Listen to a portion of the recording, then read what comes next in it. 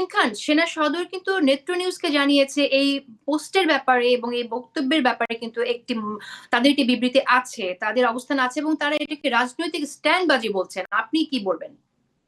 না, সেনা সদর দপ্তর থেকে যেই স্টেটমেন্টটি দেওয়া হয়েছে নেত্র নিউজকে, সেটি তো আসলে একটা মানে একটা প্রতিবেদনে তারা একটি বাইট দিয়েছে। আমরা বলছি যে তাদের তরফ থেকে অফিসিয়াল স্টেটমেন্ট, এটার কথা আমরা বলছি যে তাদের তরফ থেকে যদি এটা এ ব্যাপারে পূর্ণাঙ্গ একটি অফিসিয়াল স্টেটমেন্ট আমরা পাই, এবং সেনা সদর দপ্তর থেকে যে স্টেটমেন্টটি এসেছে সেটিতে আমরা আমরা যদি সেটি বিশ্লেষণ করি, তাহলে আমরা দেখব যে সার্জিসের যেই বক্তব্য, তার সাথে ওই বক্তব্যের অন্তত কন্টেক্সচুয়ালি অনেকখানি মিল আছে। অনেকখানি, প্রায় আমরা বলতে পারি যে 70, 80, 90% মিল আছে। শুধুমাত্র কন্টেক্সচুয়ালি ঘটনাগুলি, ফ্যাক্টগুলি মিল আছে, কিন্তু এই ফ্যাক্টটাকে কে কিভাবে ব্যাখ্যা করছেন সেই জায়গাটাতে আমরা একটা অমিল লক্ষ্য করছি।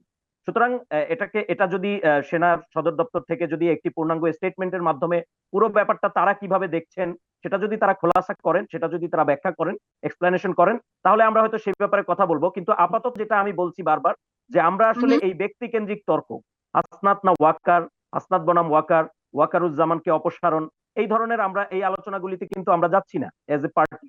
আমরা যেখানে আলোচনাটা করছি সেটা হলো, যেহেতু রিফাইন্ড আওয়ামী লীগ নামে একটি কথা এই আলোচনার একদম ইন দা হার্ট, এই আলোচনা ইন দা কোর, এরকম একটা তত্ত্ব আছে।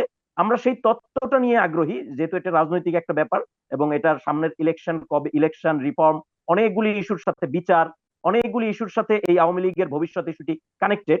সুতরাং আমরা রাজনৈতিক ভাবে, এবং আপনি দেখেন আমি আমি ইমিডিয়েটলি আপনার আমরা কাছে যে উদ্যোগগুলি নিয়েছি পরের দিন, সেটি কিন্তু সেই রাজনৈতিক উদ্যোগ, আমরা সেদিকে স্টিক থাকতে চাচ্ছি।